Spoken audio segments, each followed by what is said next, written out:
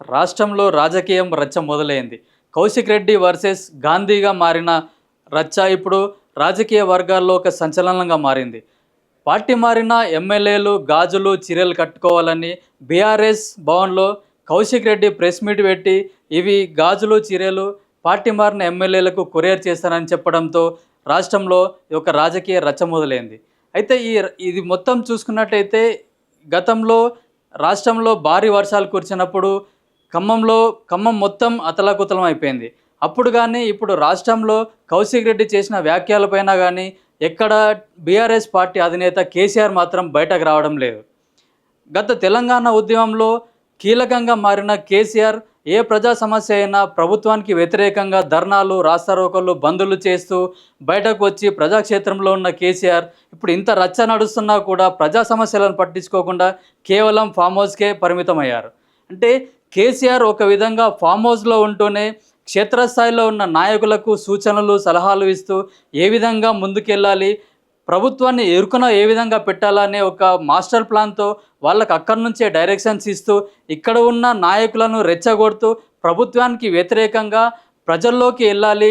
గత అసెంబ్లీ ఎన్నికల్లో, పార్లమెంట్ ఎన్నికల్లో కూడా బీఆర్ఎస్ బాగా దెబ్బతింది. అయితే దీన్ని పూడ్చుకోవడానికి ప్రజల్లోకి బీఆర్ఎస్ నాయకులు వెళ్ళడానికి ఒక ఆయుధంగా మలుచుకొని ఎవరైతే యువ నాయకులు ఉన్నారో వాళ్ళను రెచ్చగొడుతూ ప్రభుత్వానికి వ్యతిరేకంగా పనిచేయాలని, ప్రజల్లోకి వెళ్ళి మన పరపతిని పెంచుకోవాలనే ఉద్దేశంతో కేసీఆర్ ఎక్కడ కూడా బయటకు రాకుండా ఫామ్ హౌస్లో ఉంటూనే డైరెక్షన్లు ఇస్తూ ఈ విధంగా చేయాలని సూచనలు, సలహాలు ఇస్తున్నట్టుగా తెలుస్తుంది. అయితే ఇప్పుడు మొత్తం ఈ ఎపిసోడ్ను మొత్తం బీఆర్ఎస్ పార్టీని కూడా హరీష్ రావే నడిపిస్తున్నట్టుగా తెలుస్తుంది. ఎందుకంటే ఇప్పుడు కేటీఆర్ కూడా రాష్ట్రంలో, దేశంలోనే లేడు, అమెరికాకు వెళ్ళాడనే వార్తలు వస్తున్నాయి. కేసీఆర్ ఫామ్ హౌస్లో ఉంటూ, కేటీఆర్ విదేశాల్లో ఉంటూ ఒక డైరెక్షన్ ఇచ్చి ఇక లోకల్గా ఉన్న లీడర్లకు పూర్తి స్థాయిలో డైరెక్షన్ ఇచ్చి ఏ విధంగా పర్టికులర్గా ప్రభుత్వం పైన దాడి చేయాలనే ఉద్దేశంతో ఒక రచ్చ క్రియేట్ చేస్తున్నట్టుగా తెలుస్తుంది. అయితే ఇప్పుడు మెయిన్గా చూసుకున్నట్టయితే ఎమ్మెల్యేలు పార్టీ ఫిరాయింపులు ఏదైతే ఉందో దానిపైన వీళ్ళు హైకోర్టుకు వెళ్ళారు. గత కొన్ని రోజుల ముందే హైకోర్టు కూడా ఒక డైరెక్షన్ ఇచ్చింది. అసెంబ్లీ కార్యదర్శి ఎవరైతే ఉన్నారో వాళ్ళు పార్టీ మారిన ఎమ్మెల్యేల ఫైల్ మొత్తం తీసుకెళ్ళి స్పీకర్ ముందు ఉంచాలి, స్పీకరే తగిన నిర్ణయం తీసుకోవాలి, 4 వారాల లోపల నిర్ణయం తీసుకోవాలని కూడా ఒక గైడ్లైన్స్ ఇచ్చింది. అయితే ఇదే ఆయుధంగా తీసుకొని ఇప్పుడు కూడా Kaushik Reddy versus MLA Gandhi versus మారింది. ఎందుకంటే ఇప్పుడు పార్టీ మెయిన్గా తీసుకున్నట్టయితే ఇప్పుడు కేవలం పార్టీ మారిన ఎమ్మెల్యేలు ఎవరైతే ఉన్నారో వాళ్ళపైన వేటు వేసి ఉప ఎన్నికలకు వెళ్ళాలి. ఇప్పుడు ప్రభుత్వానికి వ్యతిరేకంగా ప్రజల్లో బలమైన ఒక ప్రజలకు ప్రభుత్వం పైన విశ్వాసం లేకుండా పోయింది. ఎందుకంటే గత 9 నెలల క్రితం ఏర్పడిన కాంగ్రెస్ పార్టీ ప్రజలకు కావాల్సిన సంక్షేమ పథకాలు ఏవైతే ఉన్నాయో అవి ఏవి కూడా సరిగా అమలు కావటం లేదు.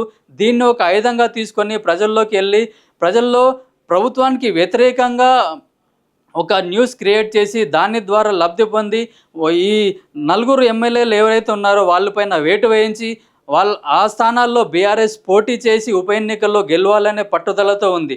దాంట్లో భాగంగానే కౌశిక్ రెడ్డికి గైడెన్స్ ఇచ్చి వాళ్ళకు వ్యతిరేకంగా మాట్లాడాలని చెప్పినట్టుగా కూడా మనకు తెలుస్తుంది. అయితే వీళ్ళు గతంలో చూసుకున్నట్టయితే కేసీఆర్ కానీ, కేటీఆర్ కానీ హరీష్ రావును కొంచెం పార్టీ బాధ్యతల నుంచి పక్కకు పెట్టారు. అంటే వీళ్ళు ఇద్దరే కలిపి పార్టీని నడపాలనే ఆలోచనలో ఉన్నారు. దాంట్లో భాగంగానే హరీష్ రావును కొన్ని రోజులు పక్కన పెట్టి అతనికి గతంలో మంత్రి పదవి ఇవ్వకుండా కూడా పక్కన పెట్టి అతన్ని సైలెంట్ చేశారు. అయితే ఇది పార్టీకి నష్టం జరుగుతుందని తెలుసుకున్న తర్వాత హరీష్ రావుకు మంత్రి పదవి ఇవ్వడం, అతన్ని పార్టీలో యాక్టివ్గా చేయడంతో పాటు పార్టీ కార్యక్రమాల్లో చురుగ్గా పాల్గొనే విధంగా చేసుకున్నారు. అయితే హరీష్ రావుకు ఒక పేరుంది. ఎక్కడైతే ఉప ఎన్నిక జరుగుతుందో, పార్టీకి ఎక్కడైతే నష్టం జరుగుతుందో అక్కడ పార్టీని సరైన దిశలో నడిపించి పార్టీని బలోపేతం చేస్తాడు అని ఒక ట్రబుల్ షూటర్గా కూడా ఆయనకు పేరుంది. హరీష్ రావును కేవలం ట్రబుల్ షూటర్గా వాడుకొని ఎక్కడైతే పార్టీకి డ్యామేజ్ జరిగిందో అక్కడ తిరిగి పార్టీని ఉత్తేజం చేసే విధంగా యాక్టివ్ చేసి మళ్ళీ బీఆర్ఎస్ను ఒక హైప్ క్రియేట్ చేసి బీఆర్ఎస్ను అధికారంలోకి తీసుకురావడం కానీ, బీఆర్ఎస్ పార్టీకి ఎక్కువ మైలేజ్ వచ్చే విధంగా ట్రబుల్ షూటర్గా వాడుకున్నారు. ఇప్పుడు కూడా హరీష్ రావును ఈ ఇష్యూలో ఇన్వాల్వ్ చేసి ఒక ట్రబుల్ షూటర్గా వాడుకొని పూర్తిగా ప్రభుత్వానికి వ్యతిరేకంగా పనిచేసి బీఆర్ఎస్కు ఎక్కువ మైలేజ్ వచ్చే విధంగా కూడా ప్లాన్ చేసి దాంట్లో భాగంగా ఒక తురుపు ముక్కగా కౌశిక్ రెడ్డిని ఉపయోగించుకొని ఈ ఓల్ ఇష్యూల్లో అతన్ని వాడుకున్నట్టుగా తెలుస్తుంది. అయితే మొన్న కేసీఆర్ కూడా ఎక్కడ బయటకు రాకుండా ఫామ్ హౌస్లోనే ఉంటూ అక్కడి నుంచే డైరెక్షన్స్ ఇస్తున్నట్టుగా కేసీఆర్ డైరెక్షన్లోనే మొత్తం ఎపిసోడ్ అంతా తిరుగుతున్నట్టుగా తెలుస్తుంది. అయితే ఖమ్మంలో వరదలు వచ్చినప్పుడు కూడా ఎక్కడ కూడా బీఆర్ఎస్ నాయకులు కానీ, ముఖ్య నాయకులు కానీ, లోకల్ లీడర్స్ కూడా ఎక్కడ కూడా ఖమ్మంలో ప్రజల దగ్గరికి వెళ్ళి వారి సమస్యలు ఏంటి, ఎక్కడెక్కడ ముంపు ప్రాంతాలు ఉన్నాయి, వాళ్లకు ఓదార్పు కానీ మా తరపు నుంచి మీకు సహాయం చేస్తామని కానీ ఎక్కడ కూడా చెప్పినట్లుగా మనకు తెలియలేదు. అంటే పల్లవి న్యూస్ కూడా ఖమ్మం గ్రౌండ్ రిపోర్ట్కి వెళ్ళినప్పుడు కూడా వాళ్ళు కూడా అదే చెప్పారు. గతంలో కొందరు నాయకులు ఓట్లప్పుడే వచ్చారు, మళ్ళీ ఇప్పుడు ఎవరు రాలేదని కూడా విషయం మనకు చెప్పారు. మనం స్వయంగా ఖమ్మం బాధితులను పరామర్శించడానికి మనం గ్రౌండ్ రిపోర్ట్ చేయడానికి వెళ్ళినప్పుడు కూడా ఏ ఒక్క నాయకుడు కూడా ప్రతిపక్ష నాయకులు కానీ అధికార పక్ష నాయకులు కానీ ఎవరూ రాలేదని కూడా మనకు అక్కడ తెలిపారు. అయితే ప్రజాక్షేత్రంలో ప్రజా సమస్యలను తెలుసుకొని ప్రభుత్వానికి వ్యతిరేకంగా ప్రజలకు అండగా ఉండాల్సిన ప్రతిపక్ష నాయకులు ఎవరు కూడా బహిరంగంగా బయటకు వచ్చి ఒక ధర్నాలు కానీ ప్రభుత్వానికి వ్యతిరేకంగా కానీ ప్రజలను సమన్వయం చేసుకుంటూ వాళ్ళందరికీ సపోర్టుగా మేము ప్రతిపక్ష నాయకులుగా మేము ఉన్నాము, మీ వెంట మేము నడుస్తాము, మీకోసం మేము పోరాడతామనే నాయకులు ఇప్పుడు బీఆర్ఎస్లో ఎవరూ లేరు. కాకపోతే ఖాళీ వాళ్ళ బీఆర్ఎస్ పార్టీ పటిష్టత కోసం వాళ్ళు మరిన్ని సీట్లు సాధించి ప్రభుత్వానికి వ్యతిరేకంగా ప్రజలు ఆలోచిస్తున్నారనే ఒక మెయిన్ కాన్సెప్ట్ను రాష్ట్ర వ్యాప్తంగా కూడా తీసుకెళ్లడానికే కొన్ని ఇట్లాంటి ఇష్యూలు చేస్తున్నారని కూడా ప్రజలు విమర్శలు ఎదుర్కొంటున్నారు. అయితే మొన్న వారం రోజుల క్రితం ఫామ్ హౌస్లో కేసీఆర్ ఒక నవగ్రహ యాగం చేశారు.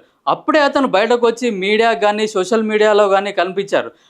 ఆ సందర్భంలో కవిత కూడా అక్కడ ఒక వారం రోజులు ఉన్నట్టుగా తెలిసింది. బెయిల్ పైన విడుదలైన కవిత ఒక సవాల్ విరిసింది, నేను ఎవరిని వదిలిపెట్టను, నన్ను జైల్లో వేసిన వాళ్ళకి ఇది ఒక హెచ్చరిక, నేను వాళ్ళ ఎవరిని కూడా వదిలిపెట్టనని ఒక సవాల్ విసిరింది. కానీ బెయిల్ వచ్చి దాదాపు 15 రోజులు గడిచినా కూడా కవిత సైలెంట్గా ఉంది. అంటే ఈ మౌనానికి కారణం ఏంటి? ఇప్పుడు ఇంత ప్రజా సమస్యలు అట్లాగే ఉన్న ప్రభుత్వం ఇవ్వాల్సిన సంక్షేమ పథకాలు కానీ, సంక్షేమ పథకాల్లో పెన్షన్లు కానీ, ఇతర ఉద్యోగ నోటిఫికేషన్లు కానీ ఇక్కడ ఇవ్వకపోవడంతో ప్రజల్లో చాలా వ్యతిరేకత ఉంది. వాటిని ఎన్క్యాచ్ చేసుకొని పార్టీని బలంగా ప్రజల్లోకి తీసుకెళ్లాల్సిన బీఆర్ఎస్ నాయకులు ఎవ్వరు కూడా బయటకు రాకుండా కామ్గా ఉండడం ఇదేంటని కూడా ప్రజలకు ఒక ప్రశ్నిస్తున్నారు. అయితే కేసీఆర్ కూడా గతంలో ప్రజాపక్షంగా ఉండి తెలంగాణ ఉద్యమంలో చురుగ్గా ఉండి చాలా యాక్టివ్గా పనిచేసి రోడ్లపైకి వచ్చి ధర్నాలు, రాస్తారోకోలు, వంట వార్పులు తెలంగాణ ఉద్యమంలో చేశారు. ఇప్పుడు ఇన్ని ప్రజా సమస్యలు ఉన్నప్పటికీ కూడా ఒక అధినేత అయి ఉండి బయటకు రాకపోవడానికి కారణం ఏంటనేది కూడా ప్రజలు ఒక సందిగ్ధం వ్యక్తం చేస్తున్నారు. అయితే మొన్న అసెంబ్లీ ఎన్నికల్లో దారుణంగా దెబ్బతిన్న బీఆర్ఎస్ పార్టీ ఇదొక మంచి అవకాశంగా తీసుకొని కేవలం రాజకీయ కక్షలు దాంట్లో రాజకీయంగా ఒక హైప్ క్రియేట్ చేసి బీఆర్ఎస్ పార్టీని పైకి తీసుకురావాలని ఆలోచనలో ఉన్నారు.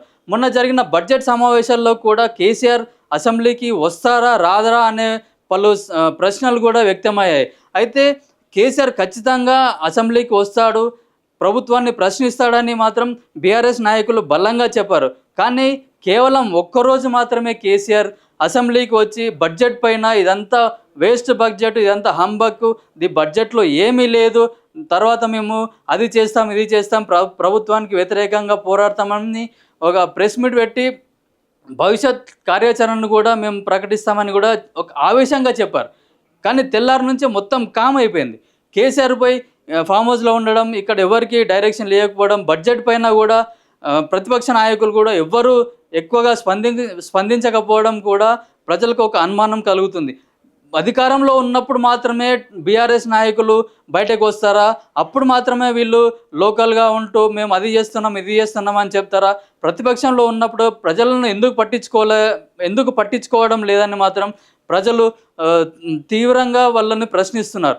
ఎందుకంటే ప్రతిపక్షం పార్టీగా ఉన్నప్పుడు అది ఏ పార్టీ అయినా సరే ప్రజల పక్షంన నిలబడి ప్రజల సమస్యలు ఏవైతే ఉన్నాయో వాటిని వెలికి తీసుకొచ్చి ప్రభుత్వం మీద ఒత్తిడి తీసుకొచ్చి ప్రజా సమస్యలను పరిష్కరించాల్సిన బాధ్యత ఒక ప్రతిపక్షంగా ఉంటుంది. ఇప్పుడు బీఆర్ఎస్ పార్టీ ప్రతిపక్ష పాత్ర పోషించట్లేదని కూడా ప్రజలు తీవ్ర స్థాయిలో మండిపడుతున్నారు.